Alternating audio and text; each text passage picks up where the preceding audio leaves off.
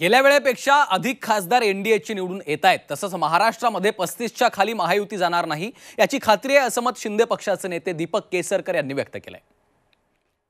आणि exit poll नंतर दीपक केसरकर यांच्याशी संवाद साधलाय आमच्या प्रतिनिधी सीमा आढे यांनी। माझ्यासोबत मंत्री दीपक केसरकर आहेत, जे शिंदे गटाचे नेते आहेत।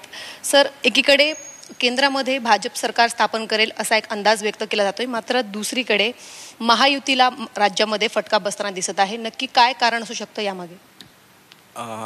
मोदी साहेबांची जी पॉप्युलॅरिटी आहे भारतामध्ये ती बघता ही एक लँडस्लाइड विक्ट्री असणार आहे। गेल्या वर्षीपेक्षा अधिक मतं आणि अधिक खासदार निवडून येत आहेत आणि हे मोदी साहेबांच्यामुळे त्यांनी केलेल्या विकास कामामुळे शक्य झालेलं आहे। महाराष्ट्राच्या संदर्भात जे वेगवेगळे अंदाज येत आहेत याच्यामध्ये माझी खात्री आहे की 35च्या खाली कुठल्याही परिस्थितीमध्ये महायुती जाणार नाही।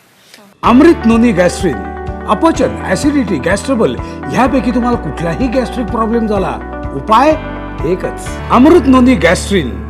आणि 35च्या खाली गेली नाही तर 35 आणि 13 म्हणजे ऑलमोस्ट दुप्पट त्यांच्यापेक्षा आम्ही मिळू। आणि दुसरी गोष्ट अशी आहे की आमच्या स्वतःच्या पार्टीचे किमान 11 लोक निवडून येतील असे माझा अंदाज आहे। 8 दाखवत आहेत परंतु दोघांचे 8-8 दाखवत आहेत। याच्यामध्ये फरक पडू शकतो, याच्यामध्ये आणि वाढू शकतात।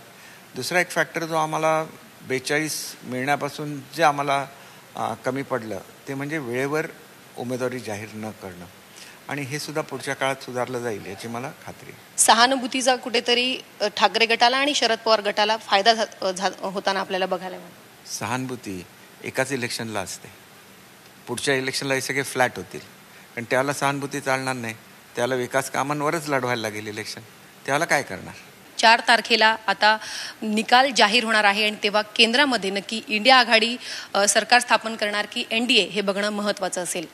व्हिडिओ जर्नलिस्ट धीरेशसह सीमा आढे, झी 24 तास, मुंबई।